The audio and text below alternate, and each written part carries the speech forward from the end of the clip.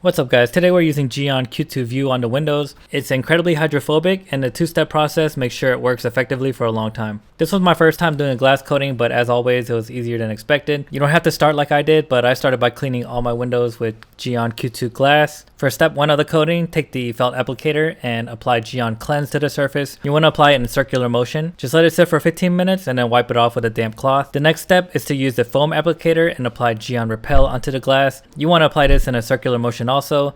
Let it sit for 15 minutes and add another layer directly on top. After 15 minutes passes by on the second coating, go ahead and wipe the surface with a damp cloth. If you want even more extended performance, keep applying coatings of Repel every 15 minutes until the bottle's empty. Just let the car sit for 12 hours so the coating can cure, and check out how it turned out. You can see the water beads so easily now and any wind will clear it off the glass.